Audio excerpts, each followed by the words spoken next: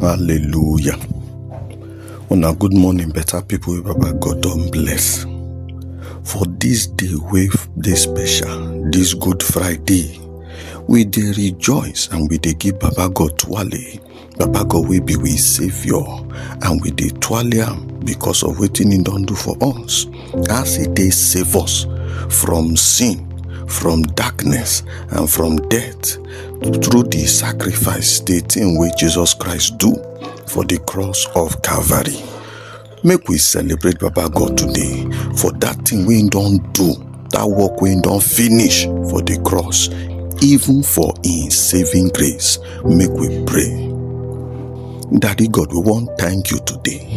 We bless your name today, Daddy, because now you be we Saviour.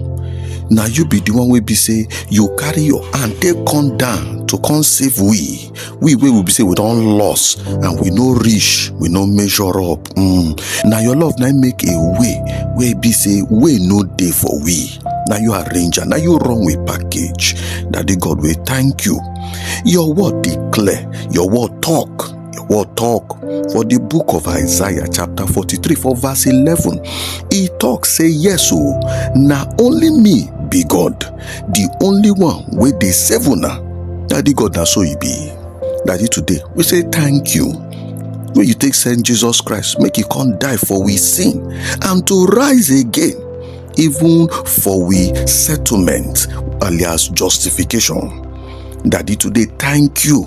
Wey be say you carry save us from condemnation, and you can't give us life wey be say e dey finish.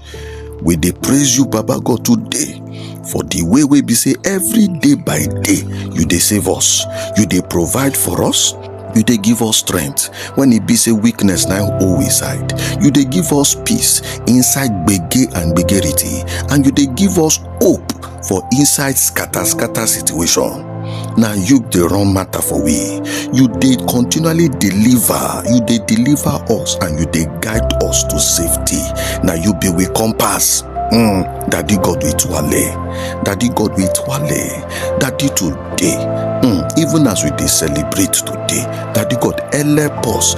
Make we no forget the thing wey you don do. That price wey you pay for that cross of Calvary for we sin.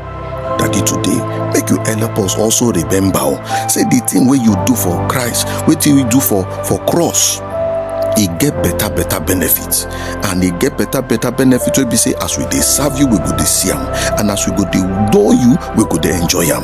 Na so matter be that benefit wey carry sama way inside Christ Jesus.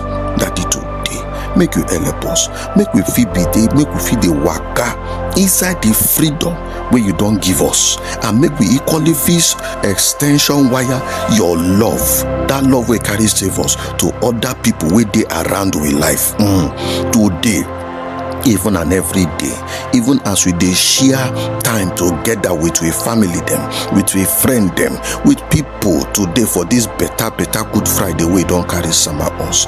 Lord, today we dey ask you, make you help us, make we no forget, make we no lose God.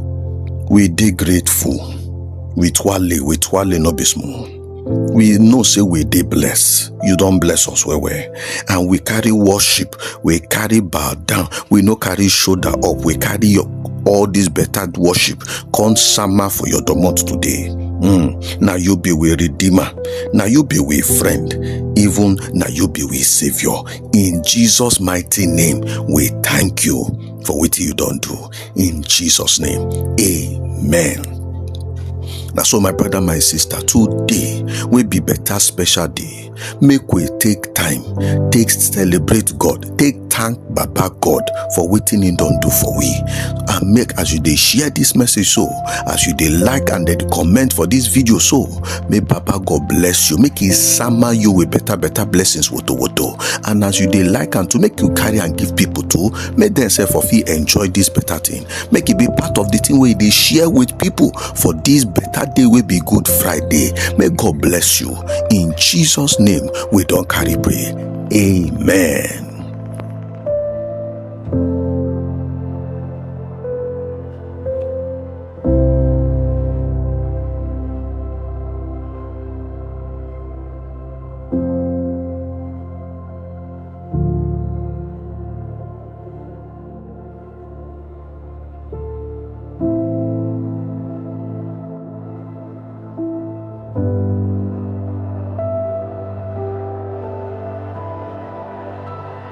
you.